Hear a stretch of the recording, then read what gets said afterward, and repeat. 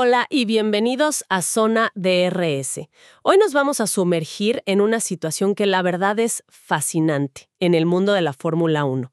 Vamos a hablar de un piloto legendario y su equipo y de unas declaraciones muy, pero muy crípticas de Fernando Alonso después del Gran Premio de Brasil. La misión de hoy, entender qué se esconde realmente detrás de esa frase "no puedo ser del todo sincero". ¿Y qué nos dice sobre la salud actual del equipo Aston Martin? Exacto. Es que es una historia con muchísimas capas.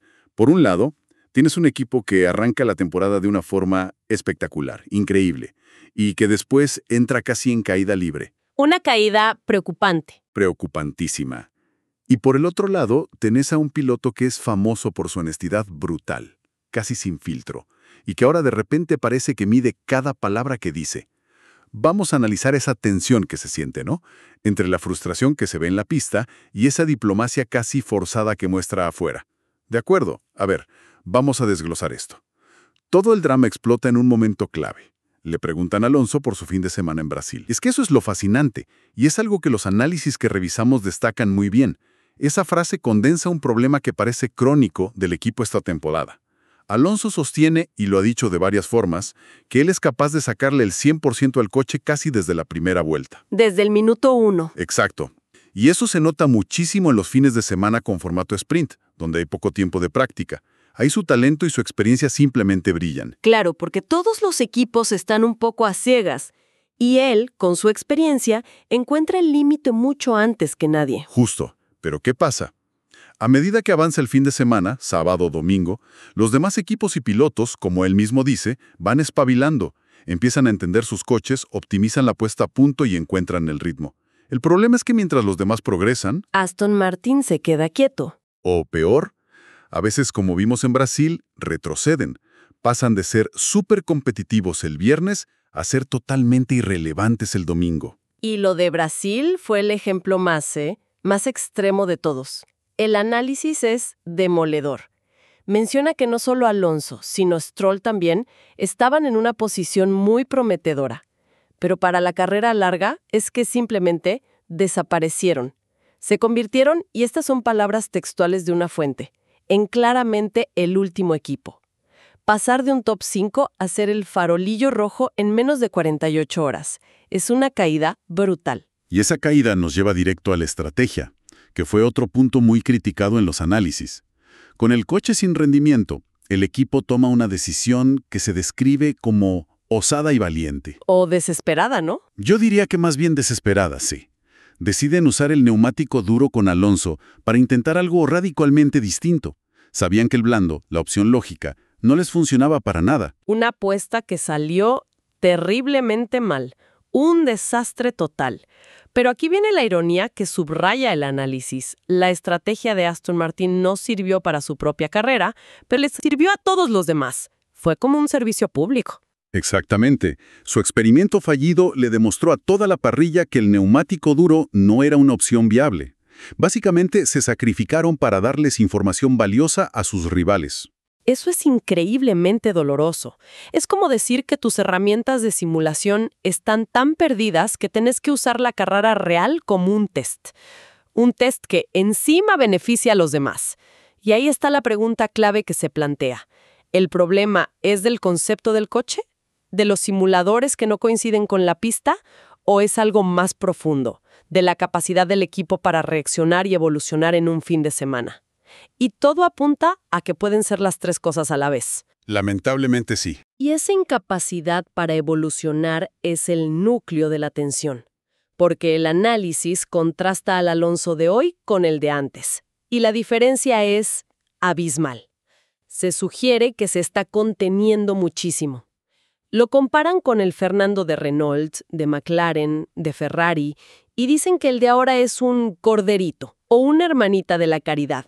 Es una imagen muy potente. Lo es, porque todos recordamos a ese Alonso, un piloto que, si sentía que el equipo no estaba a la altura, no dudaba en criticarlo públicamente. Sus radios eran legendarios. ¿El famoso GP2 Engine? Ese mismo. Era su forma de presionar, de exigir más. Hoy esa presión es mucho más sutil, casi subterránea. Pero parece que incluso esas críticas sutiles no caen del todo bien. Hay una anécdota que revisamos que lo deja clarísimo. ¿Se recuerdan unas declaraciones del director del equipo, Mike Crack, que un periodista le estaba preguntando por la exigencia de Alonso, y él interrumpió para decir algo como, es que Fernando no está contento con nada? Esa frase de Crack, aunque quizás la dijo medio en broma, evidencia que hay una tensión real. A los equipos, sobre todo en esta era de la Fórmula 1, que una fuente describe como de buenismo. De imagen perfecta. Exacto. De proyectar siempre unidad y armonía, les duele muchísimo que uno de sus miembros, y más su piloto estrella, exponga las debilidades en público. Le rompe la fachada. Claro, porque no es un novato quejándose. Como dice el análisis, te está leyendo la cartilla un bicampeón del mundo con más de 20 años de experiencia. Si él dice que el coche no mejora, es que no mejora. Él sabe perfectamente de lo que habla. Pero ahora, en lugar de, como se dice, dar un palo al avispero, simplemente lo agita un poquito. Hay que leerlo mucho entre líneas. Totalmente. Y si estás viendo esto en YouTube, bienvenida y bienvenido a Zona DRS. No olvides suscribirte para más contenido de Fórmula 1 como este. Exacto. Y aún así, a pesar de contenerse, las lanza. Sí, las sigue lanzando. Se citan de memoria otras declaraciones de Alonso de hace unas carreras, que son muy directas, aunque dichas con un tono más calmado. Dijo algo como, está claro que los objetivos que teníamos en febrero o marzo no se han cumplido. Estamos bastante lejos. Eso no es una indirecta, eso es un misil. Es una crítica frontal. Entonces, la conclusión del análisis es que la frase «no puedo ser del todo sincero» es una forma de autocensura. Es él diciéndonos, pienso cosas mucho peores, pero no las voy a decir. Justo. No las voy a decir para no romper la armonía, para no dañar un proyecto a largo plazo, pero al mismo tiempo deja clarísimo su descontento. Es una comunicación muy calculada.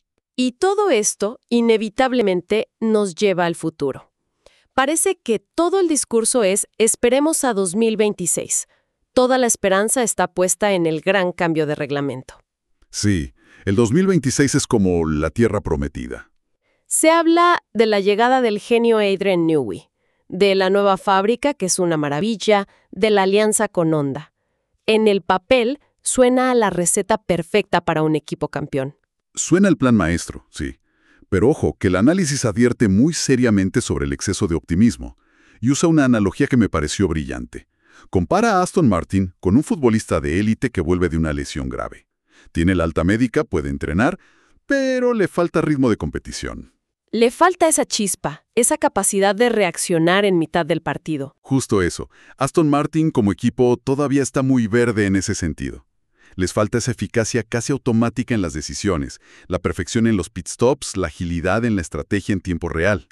Cosas que equipos como Red Bull o Mercedes hacen con los ojos cerrados. Exacto. Son músculos que solo se desarrollan compitiendo en la cima durante años. De hecho, se plantea un escenario muy interesante. Se dice que el año que viene, si por casualidad tuvieran un coche ganador, probablemente sufrirían para gestionarlo, se les verían las costuras. Claro, la gente dice, pero tienen a Newey, y es verdad, es un genio. Pero como nos recuerdan las fuentes, Mercedes, McLaren, Ferrari, también tienen ingenieros espectaculares. En la F1 de hoy no hay balas de plata. Y el desafío que tienen por delante es inmenso. No es solo que Newey diseñe un buen coche. No, para nada. Aston Martin quiere fabricar todas las piezas por primera vez. Tienen que acertar en el chasis, en la aerodinámica, y Honda tiene que acertar con un motor completamente nuevo. Son muchos rompecabezas a la vez. Si una sola de esas piezas no encaja a la perfección, el proyecto entero se puede venir abajo. Y esto nos lleva a lo que el análisis describe como la gran pesadilla de este proyecto, sobre todo desde la perspectiva de Alonso. El temor real de que él haga todo el trabajo sucio estos años de reconstrucción.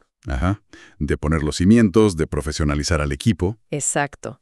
Y que justo cuando el proyecto esté maduro y listo para ganar, en 2026 o 2027, él ya no esté en el equipo para recoger los frutos.